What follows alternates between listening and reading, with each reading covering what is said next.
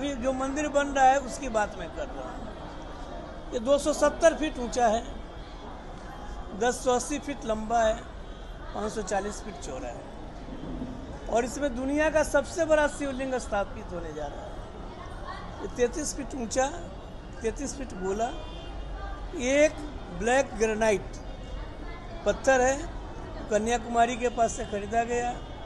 अभी महाबलीपुरम में सहस्त्रलिंगम बन रहा है, तो वह सहस्त्रलिंगम बनेगा। नीचे सहस्त्रलिंगम की स्थापना होगी।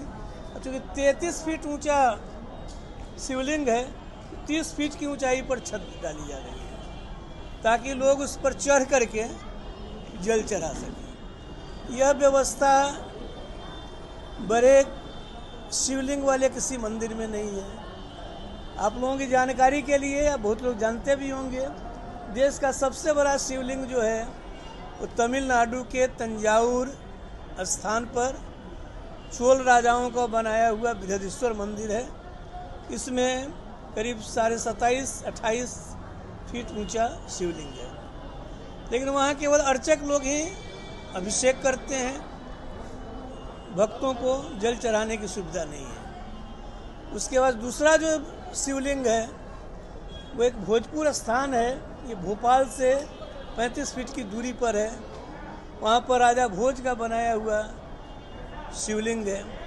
आज से 20-25 साल पहले तक लोग सीढ़ी एक बनी रहती थी, उस पर चढ़ करके लोग जल चढ़ाते थे, लेकिन आर्कियोलॉजिकल सर्वे ऑफ इंडिया ने उसको पिछले 20-25 वर्षों से रोक दिया है।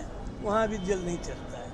हम लोगों का ये मंदिर होगा जो इतना विशाल शिवलिंग होने के बाद भी लोग वहाँ पर जल चढ़ा पाएंगे, तो ये उसकी विशेषता है।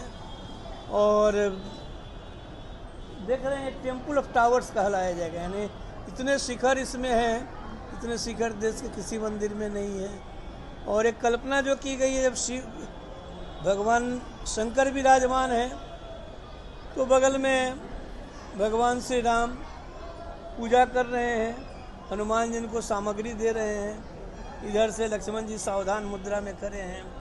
और 200 फीट की दूरी पर एक मंदिर है जिसमें अशोक वाटिका है।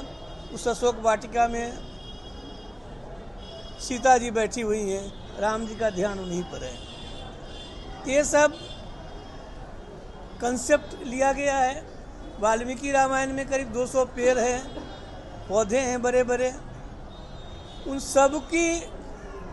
सबको वहाँ पर स्थापित किया गया।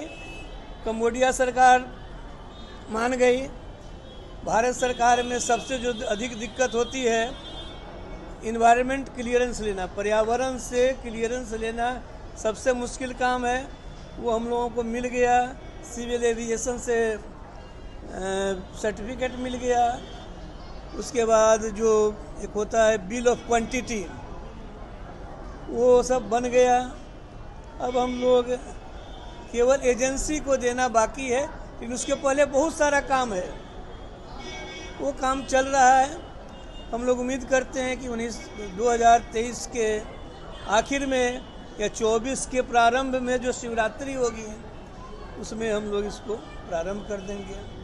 और गंगा और सरजू जी का जहाँ संगम है वहाँ से हम लोग कोशिश करेंगे लोग जल वहाँ से कांवरिया लोग ले करके जाएं और इस विशाल शिव मंदिर में शिव जी पर जल अभिषेक करें।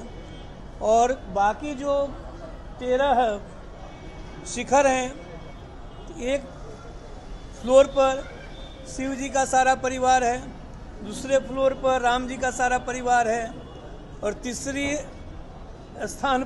स्थान पर बाकी जो हिंदुओं के देवी देवता हैं वे हैं। इसके अलावे हम लोगों ने पर्यावरण को देखते हुए उसमें 4 आश्रम बनाए हैं। पहला आश्रम सिद्धाश्रम, जहाँ विश्वामित्र जी राम जी और लक्ष्मण जी को लेकर आए थे अपने यज्ञ की रक्षा करने के लिए, जिसमें तारका का वध हुआ था, सुबाहु मारा गया था और मारीच 100 योजन दूर समुद्र पार गिरा था। तो विश्वामित्र जी का जो आश्रम था उसका नाम सिद्धाश्रम था। एक सिद्धाश्रम हम लोग बना रहे हैं, तो बांस का होगा, ये कंक्रीट नहीं होगा। दूसरा हम लोग बना रहे हैं अहल्या आश्रम। भगवान जब जनकपुर जा रहे थे तो उन्होंने अहल्या का उद्धार किया था, तो ये अहल्या आश्रम बन रहा है। तीसरा पंचवटी में जहाँ भगवान विराजमान थे, अधिक समय वो वहीं रहे, पंचवटी बना रहे हैं। और चौथा सबरी का आश्रम बना रहे हैं। तो चार हम लोग उसमें पर्यावरण की दृष्टि से, ऐसे भी हमारे धर्म, हमारी आस्था की दृष्टि से ये चार आश्रम भी हम बना रहे हैं, जो प्राचीनता लिए हुए आश्रम होगा, कंक्रीट का नहीं होगा। वो जी, उसके पहले एक बात यह कहनी थी कि भारत, अच्छा, फोटो तो भारत सरकार के जो अधिकारी हैं, खाद्य मंत्रालय के अतिरिक्त सचिव के IAS अफसर हैं, वो मुख्यमंत्री जी के साथ अभी कोरोना बैठक में व्यस्त हैं। थोड़ी देर में आएंगे, 10 मिनट में आएंगे, आधे घंटे में आएंगे, आ रहे हैं, यह निश्चित है। उसके बगैर सर्टिफिकेट देना थोड़ी औपचारिकता का अभाव होगा। लेकिन लड्डू के बारे में जो कुछ कहना है, नैवेद्यम के बारे में, क्योंकि यह बिहार का एक अपना प्रयोग है और महावीर मंदिर द्वारा जो कुछ भी परोपकार के काम हो रहे हैं, उसमें नैवेद्यम का बहुत बड़ा योगदान है। आज नैवेद्यम के कारण ही हम सभी अस्पतालों में निःशुल्क भोजन सभी मरीजों को दे रहे हैं। नैवेद्यम के कारण ही हम सीतामढ़ी और अयोध्या में सीता रसोई और राम रसोई चला रहे हैं। नैवेद्यम के कारण ही हम बहुत सारे गरीब मरीजों के उपचार में पैसा खर्च कर रहे हैं। यह नैवेद्यम जो है, आज से करीब 25 साल पहले तिरुपति ट्रस्ट से संपर्क करके कुछ लोगों को लाया गया था। पहले तो वे लोग आए थे यहाँ प्रशिक्षण देने के क्रम में, लेकिन उनको यहाँ व्यवस्था अच्छी लगी, इसलिए वे लोग यहाँ रह गए। और इसमें सब लोग तिरुपति के हैं, तिरुपति से आए हुए हैं। नैवेद्यम नाम से भगवान का प्रसाद बनाते हैं। और अभी आप लोगों को जो बुलाया गया है, भारत सरकार की एक योजना है, उसका नाम है भोग। भोग का पूरा नाम है अंग्रेजी में B से ब्लिसफुल, आनंदप्रद, H से हाइजेनिक, स्वास्थ्य कारक, स्वास्थ्य वर्धक, O से ऑफरिंग, जो भगवान को हम चढ़ाते हैं, और G से गॉड। तो blissful, hygienic, offering to God, ये भोग नाम से लोग चलाते हैं। अभी सर्टिफिकेट नहीं दिखाऊंगा, ये भोग उनका है।